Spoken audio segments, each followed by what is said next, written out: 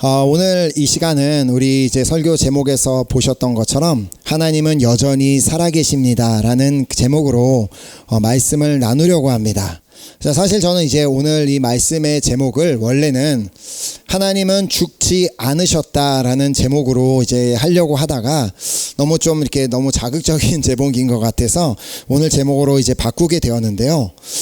제가 이렇게 그 하나님은 죽지 않으셨습니다라는 그 제목으로 그렇게 말씀을 전하려고 했던 이유는 이 말 자체가 조금 우리에게 다른 느낌으로 다가오기 때문입니다. 우리는 보통 하나님은 살아계시다라는 표현을 하지 하나님은 죽지 않으셨다라는 표현을 하지는 않습니다. 자, 그런데 때로는 우리가 신앙생활을 하다 보면 마치 어떠한 순간에는 하나님이 계시지 않은 것 같은 순간, 어떠한 순간 정말 하나님이 마치 돌아가신 것 같은 순간, 마치 어떠한 순간에 하나님이 나를 잊으신 것은 아닐까라고 생각이 드는 그런 참 이해하기도 또 받아들이기도 힘든 순간을 우리가 만나기도 합니다. 자, 그렇게 되면 우리가 그런 어떤 문제들을 만나게 되면 그 순간에 하나님이 보이는 것이 아니라 우선 먼저는 나의 처한 그 상황과 그 문제가 보이게 되어 있습니다. 바로 이때 내가 만난 그 문제와 그 환난과 그 고난 앞에서 내 스스로에게 하나님은 죽지 않으셨어. 하나님은 죽지 않으셨어라고 그렇게 우리가 선포한다면 하나님께서는 여전히 그래 맞아. 하나님은 죽지 않으셨어. 하나님은 여전히 오늘도 살아계시고 여전히 나와 함께 하시며 또 하나님은 나를 절대 버리시지도 않으시고 하나님은 절대 나를 잊어버리시지도 않으시는 분이시라고 그렇게 다짐하는 시간이 될 수 있을 것입니다. 자, 실제로 많은 그리스도인들도 다 신앙생활을 하면서 어려움을 만납니다. 자, 분명 내가 신앙생활을 정말 열심히 하고 내가 열심히 예수님을 믿고 또 예배도 열심히 나아가서 예배도 열심히 드리고 나는 분명히 기도도 열심히 드리고 또 봉사도 열심히 하는데도 불구하고 그럼에도 불구하고 우리는 삶에서 어려움을 만나는 일들이 있습니다. 자, 그래서 이렇게 간증하시는 분들의 얘기를 들어보면 그분들 역시도 살면서 자신이 이런 문제와 어떤 환난을 만날 거라고 생각하지 못했지만 그런 이제 문제를 만나게 되었고 그로 인해서 이렇게 고백하는 게 뭐예요? 왜 나에게 이런 일이 일어납니까? 왜 나에게 이런 문제가 있습니까? 라고 그렇게 질문을 하게 되면 그 많은 분들에게 하나님께서 공통적으로 주신 대답이 뭐예요? 왜 너에게는 그런 일이 일어나면 안 되는 거니? 라고 그렇게 되려 이제 질문을 하셨다라는 그런 이야기를 들어보셨을 것입니다. 우리에게도 마찬가지입니다. 우리도 만약에 하나님 도대체 내 삶에 왜 이런 일을 허락하십니까? 하나님 왜 나에게 이렇게 하시는 겁니까? 라고 그렇게 물어본다면 하나님께서는 우리에게도 동일한 질문을 던지실 것입니다. 왜 너에게는 이런 일이 일어나면 안 된다고 생각하는 거니? 라고 우리에게 물어보실 것입니다. 자, 그러면 우리가 만난 그 어려움 앞에서 어떤 다른 질문이 아닌 우리가 두 가지 말씀을 꼭 기억해야 합니다. 자, 먼저 기억해야 되는 첫 번째 말씀은 이사야서 55장 8절 말씀입니다. 이는 내 생각이 너희의 생각과 다르며 내 길은 너희의 길과 다름이니라. 여호와의 말씀이니라. 아멘. 아마 이제 여러분들도 이제 YM 예수 전도단이라는 그 선교 단체에 대해서 들어보신 적이 있으실 것입니다. 자, 이 선교 단체는 세계에서 이제 가장 강력한 선교 단체인데 그래서 이제 지금은 좀 덜하지만 예전 같은 경우 한국에서 예수전도단이 이렇게 했던 그 화요 모임, 화요 예배가 매우 뜨거워서 막 몇만 명씩 청년들이 모여서 함께 예배드리고 그랬었는데 저도 이제 군대를 가기 위해서 한국에 갔을 때 매주마다 그 화요 모임에 참여해서 그곳에서 너무나 많은 은혜를 받고 또 힘을 얻고 위로를 받는 그런 시간을 이렇게 보냈었는데요. 바로 이 예수전도단의 창설자가 로렌 커닝햄 목사님이십니다. 자, 이 목사님께서 하루는 하나님께로부터 전 세계로 젊은이들을 선교사로 보내라라는 그 감동을 받으시게 되었습니다. 자, 그때 당시만 해도 이제 그런 이제 선교 단체가 없었던 때였는데 목사님께서는 이제 하나님께서 이제 환상으로까지 전 세계에 젊은이들이 복음을 전하러 흩어지는 그런 환상까지 보게 해주셨습니다. 자, 하지만 이제 문제는 그가 이제 그런 선교 단체를 만들려고 하니까 그 목사님이 속해 있던 교단에서 반대를 하는 것이었습니다. 지금 우리 교단 내에서도 너무나 할 일이 많은데 당신이 지금 생각하는 그런 초교파적인 선교단체를 만들려고 한다면, 정말 당신이 그렇게 만들려면 당신은 우리 교단 목사직을 내려놓아야만 한다라고 얘기를 했습니다. 자, 그러자 목사님은 그렇다면 내가 이 목사직을 포기하겠습니다라고까지 말씀을 하셨습니다. 하나님이 주신 비전이 더 중요하니까 내가 그 비전을 따라가기 위해서 나는 교단 목사직을 내려놓겠다라고 결단을 하신 거죠.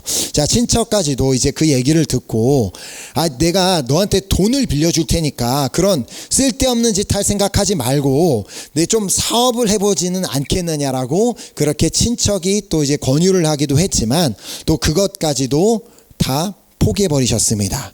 자, 그래서 결국 이제 교단을 이제 찾아가서 이제 목사직을 내려놓고 집으로 돌아오는 길에 고속도로에서 그만 큰 교통사고가 나게 되었습니다. 차가 이제 길가로 고속도로 옆에 이제 길가로 굴러떨어지게 되었고, 차가 굴러떨어지는 과정 가운데 목사님과 사모님은 차에서 튕겨 나오게 돼버렸습니다. 자, 잠시 후 자신이 정신을 차려 보니까 본인이 온 몸이 막 피투성이로 이렇게 되어 있었는데, 아내를 이렇게 찾아보니까 아내는 저 멀리 튕겨나가 떨어져 있었습니다. 그래서 아내가 이제 살아있나 너무나 걱정이 돼서 본인 몸도 그런데 막 기어가서 아내 옆으로 가까이 가보니 아내는 이미 죽어 있었습니다.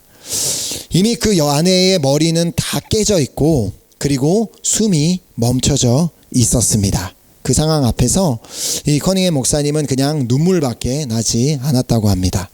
그러면서 하나님께, 하나님, 이게 뭐죠? 내가 목사직도 포기하고 잘할 수 있는 그 사업도 다 포기하고 내가 하나님의 뜻을 이루기 위해 가려고 하는데 이제는 아내마저 데려가시는 겁니까? 그때 하나님의 음성이 너무 뚜렷하게 그 목사님께 들려오더랍니다. 로렌, 너는 지금도 나에게 순종하겠느냐? 너는 아직도 나를 신뢰하느냐? 그 하나님의 음성이 자신의 음성에 들려오더랍니다. 생각해보니 이제는 진짜 자신에게 남아있는 것이 아무것도 없었습니다. 자신에게 남아있는 건 자기 목숨 하나밖에 없었습니다. 그때 무슨 힘으로 자신이 고백했는지는 모르지만 결국은 주님께, 주님, 나에게는 지금 남아있는 것은 이 목숨 하나밖에는 없습니다.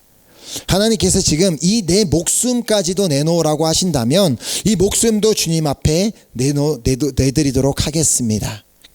내가 의지할 분은 하나님밖에 없고 그래서 주님께 다 드리겠습니다.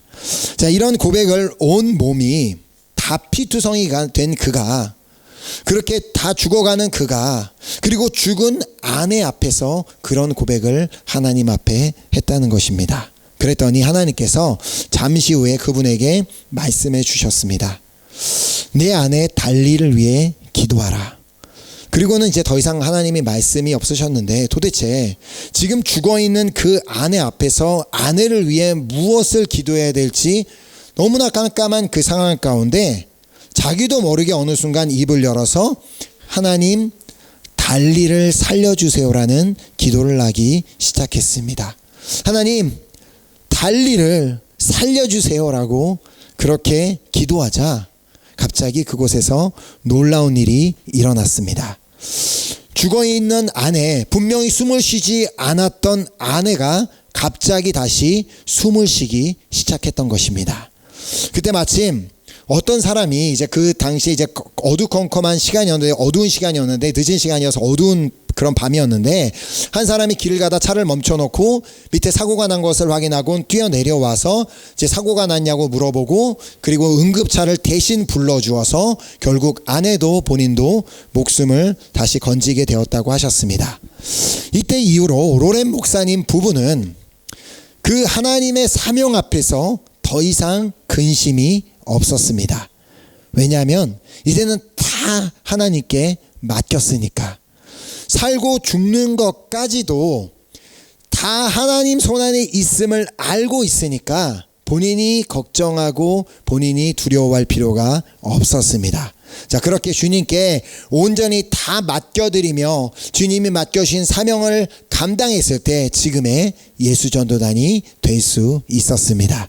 자, 이처럼 하나님께서 우리의 삶에 일하시는 그 방법, 우리의 삶에 역사하시는 방법, 우리의 삶에 행하시는 방법은 우리가 온전히 다 이해할 수는 없습니다.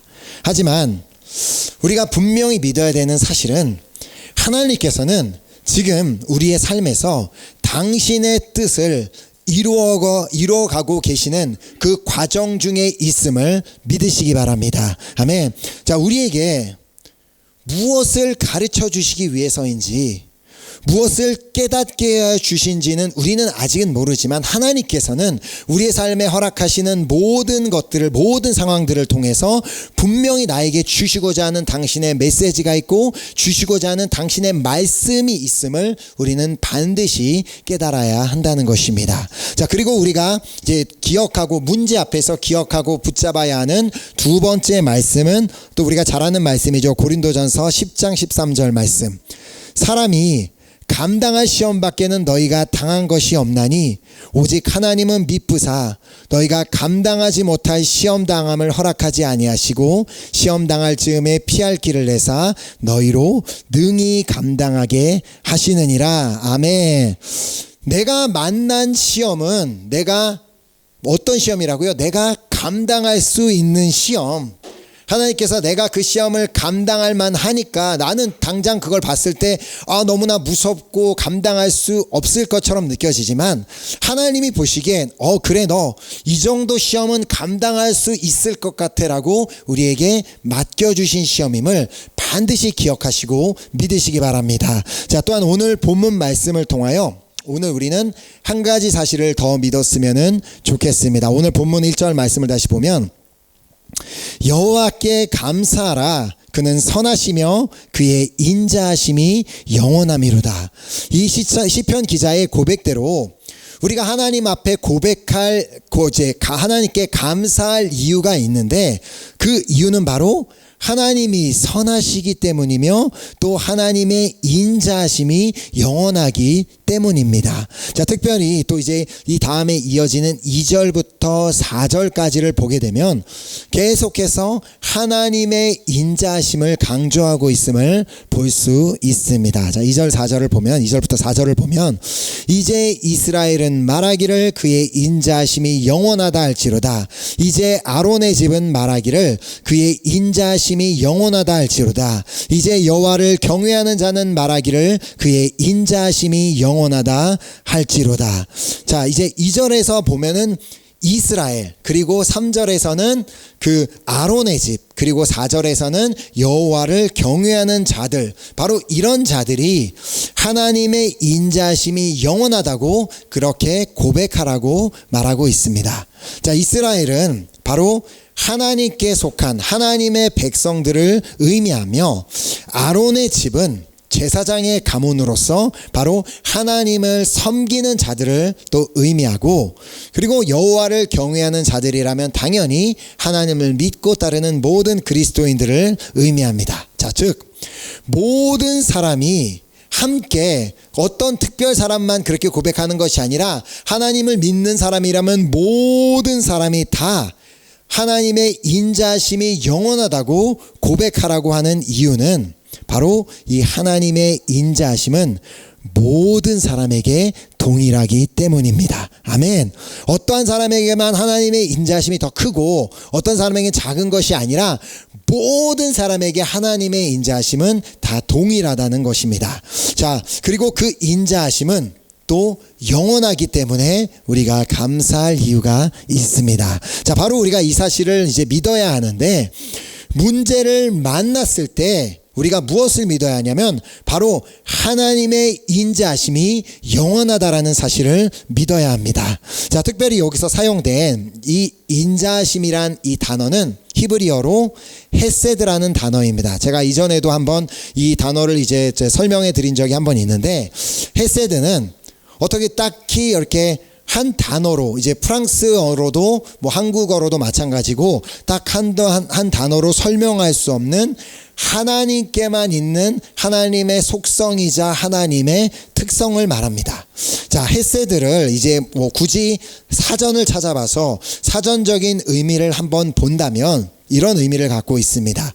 헤세드란 은혜, 친절, 선함, 동정, 호의, 사랑, 자비. 그러니까 하나님으로부터 나오는 모든 좋은 것이 바로 이 헤세드인데, 이 여러 가지 성품을 굳이 한 가지로 요약해서 말하라면 뭐가 될까요? 바로 사랑입니다. 자, 그래서 요한 1서 말씀에 보면은 어떤 말씀이 기록되어 있습니까? 하나님은 사랑이시라. 자, 그 말씀이 이제 기록되어 있는 이유입니다. 자, 이런 의미에서 오늘 본문 1절 말씀을 이제 다시 본다면, 여호와께 감사하라, 그는 선하시며 그의 인자하심이 영원함이로다. 이 말씀을 이제 방금 설명드린 대로 말씀을 드리면, 여호와께 감사하라, 그는 선하시며 그의 사랑이 영원함이로다 라고 말씀을 볼 수 있는 것입니다. 자, 그러므로 우리가 만난 그 어마어마하게 막 산 같아 보이는 문제라 할지라도 그 문제 앞에서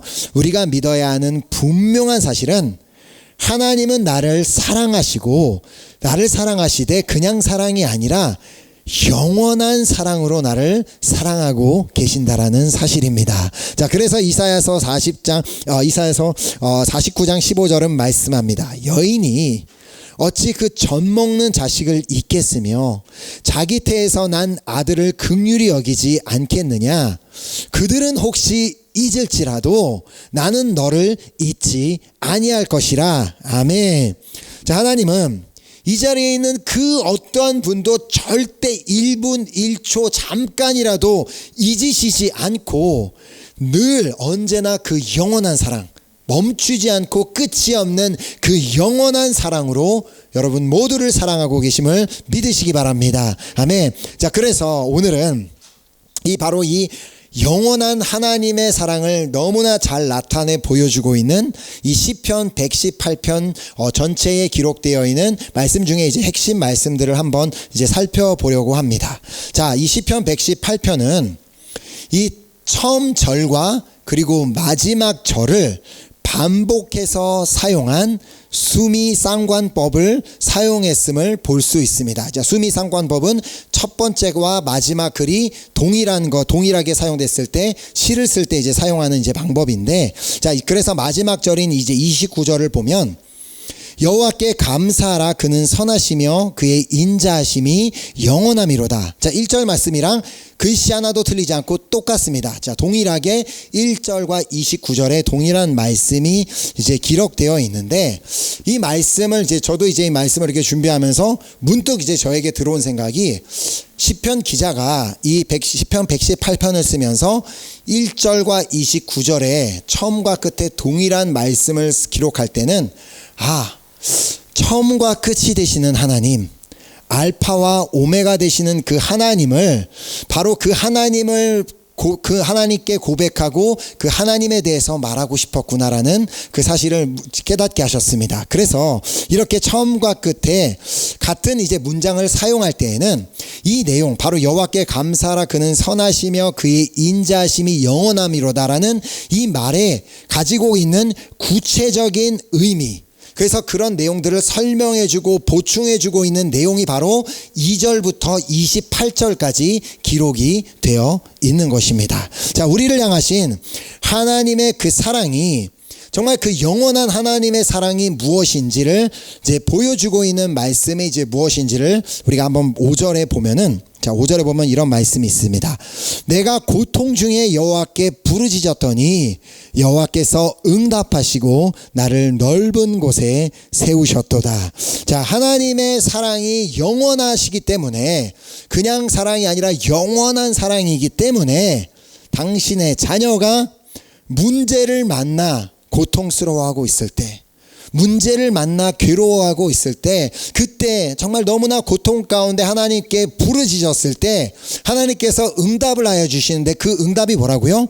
넓은 곳에 세워주시는 응답을 주셨다라고 말씀은 기록하고 있습니다. 자, 이게 무슨 뜻이냐면, 보통에 우리가 작은 문제는 좀 괜찮지만 어떤 인생에서 큰 문제를 만나게 되면 그것으로 인해 매우 고통스럽게 되어 있습니다. 마치 가슴이 막 답답해지고 가슴이 막 조여오는 그 코로나 걸렸을 때의 증세와 비슷한 숨쉬기가 힘들 정도의 그런 고통을 느끼게 됩니다. 그래서 숨쉬기가 너무 힘들어지는 그런 환경 가운데 있는데, 그런데 그런 고통 가운데 하나님께 부르짖는 자에게는 응답하셔서 어떤 일이 일어나게 되냐면, 방금 전까지는 너무나 막 좁은 방 안에 갇혀 있는 것처럼 숨쉬기 힘들고 답답한 상황 가운데 있었는데, 하나님께서 그 부르짖음을 들으시고 그 사람이 마치 넓은 평야에 나가서 서 있는 것처럼 그렇게 자유함, 그리고 평안함, 그렇게 숨통이 트일 수 있도록 그 사람에게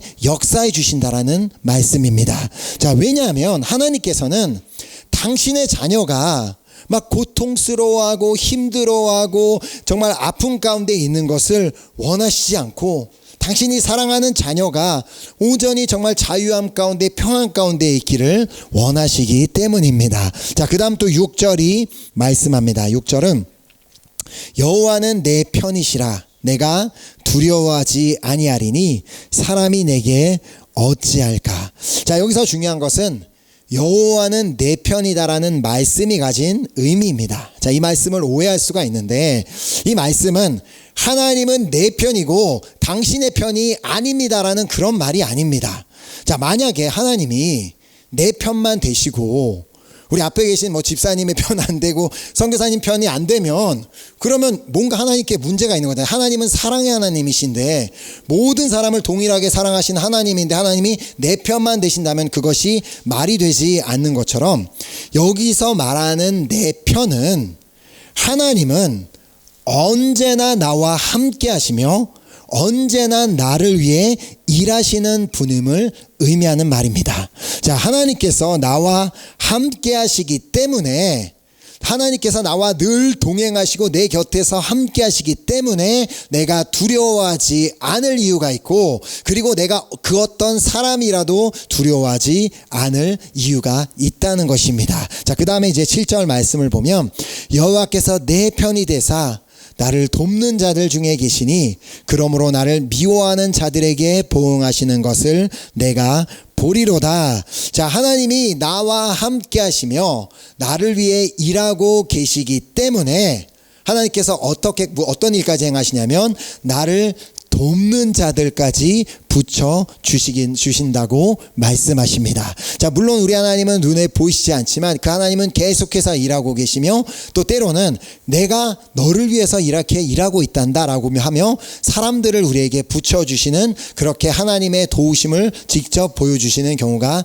있다는 것입니다. 자, 그리고 그 다음에 여기서 말씀하는 나를 미워하는 자들에게 보응하시는 것을 내가 보리로다라는 이 말씀의 의미는, 하나님께서 나를 미워하는 자들, 내 원수 같은 자들에게 대신 복수해 주시겠다라는 그런 말씀이 아니라, 나를 미워하는 사람들에게 내가 둘러싸여 있다고 할지라도, 나에게 원수 같은 사람들에게 내가 둘러싸임을 당하여서 손가락질을 당하고 그런 어려운 가운데 있다 할지라도, 그 상황 가운데서도 나와 함께 하시는 하나님으로 인해 나는 그 상황 가운데서도 여전히 평안을 누리고 여전히 기뻐할 수 있다라는 말입니다.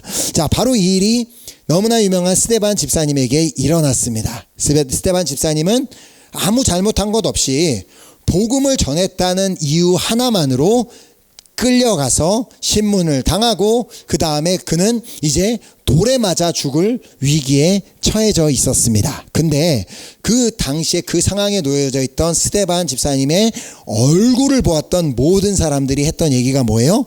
그분의 얼굴은 천사와 같았다라고 사도행전은 기록하고 있습니다. 바로 그 상황 가운데서도 하나님이 함께 계심을 믿었기 때문에 그분의 얼굴이 이제 천사와 같을 수 있었던 것입니다. 자, 그렇게 나를 영원히 사랑하시는 하나님이 나와 함께 하시고 그 하나님이 나를 위해 일하고 계심을 믿는다면 바로 그 하나님께 우리가 피해야 한다고 8절 9절이 고백하고 있습니다. 자, 8절 9절을 보면 여호와께 피하는 것이 사람을 신뢰하는 것보다 나으며 여호와께 피하는 것이 고관들을 신뢰하는 것보다 낫도다. 자, 때로는 우리의 삶에 이제 어떤 문제가 생기게 되면 다른 사람을 의지하고 싶은 상황들이 생깁니다.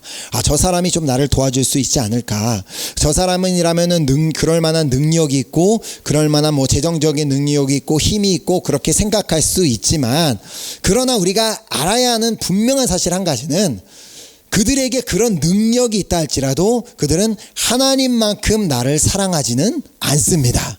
하나님만큼 그들은 나를 생각해 주지는 않습니다. 자, 그렇기 때문에 하나님께 피하는 것이 더 낫다라고 이 말씀은 그렇게 고백하고 있는 것입니다. 자, 또 우리가 하나님께 피해야 되는 또 한 가지 이유는 사단은 계속해서 우리를 어떻게 해서든 좌절하게 만들고 낙심하게 만들고 우울하게 만들어서 우리를 넘어뜨리려고 하기 때문입니다. 자, 하지만 하나님을 신뢰하는 자, 하나님이 언제나 나와 함께 하심을 믿기 때문에, 하나님이 언제나 나를 위해 일하고 계심을 믿기 때문에 그 하나님을 신뢰하고 그 하나님을 의지하는 자는 하나님께서 반드시 도우십니다. 자, 그 말씀이 13절에 기록되어 있습니다.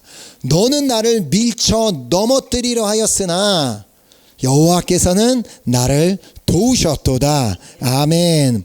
자, 나를 도우시는 또 이유가 뭐겠어요? 계속해서 말씀드린 것처럼 하나님은 나를 사랑하시기 때문에, 그냥 사랑하시는 것이 아니라 너무나 막 끔찍하게 사랑하시기 때문에 우리를 도우시는 분이십니다. 자, 하나님의 이 영원한 사랑을 믿는 자는 바로 자, 다음 이제 14절 같이 고백하게 됩니다. 14절에 여호와는 나의 능력과 찬송이시오 또 나의 구원이 되셨도다. 아멘. 또 16절에 보면 여호와의 오른손이 높이 들렸으며 여호와의 오른손이 권능을 베푸시는도다. 아멘. 자, 나를 사랑하시는 하나님께서는 지금 당장은 그렇게 보이지는 않지만 하나님이 정해 놓으신 그 시간에는 반드시 당신의 오른손을 들어 당신의 권능을 베풀어 주실 것을 믿으시기 바랍니다. 아멘. 그러므로 지금 내가 겪고 있는 그 시련이 그 너무나 힘들고 어려워 보인다 할지라도 내 앞에 지금 있는 그 문제가 마치 홍해처럼 막 거대해 보인다 할지라도 끝까지 믿음으로 주님을 바라보며 인내하시기 바랍니다. 자, 그리하면 이 시편 118편 17절에 너무나 멋진 고백을 하고 있는데, 그렇게 되면 결국 우리는 죽지 않고 살아서 하나님께서 행하신 일을 선포하게 될 줄 믿습니다. 아멘. 17절에 고백합니다. 내가 죽지 않고 살아서 여호와께서 하시는 일을 선포하리로다. 아멘. 자, 끝까지 살아서, 정말 많은 분들이 목숨을 끊는 이유가 뭐예요? 왜냐하면 아무 소망이 없어 보이니까, 내가 어떻게 빠져나갈 길이 없어 보이니까 그냥 이렇게 죽으면 끝이겠지라고 생각하지만, 그러나 우리는 그럴 필요가 없습니다.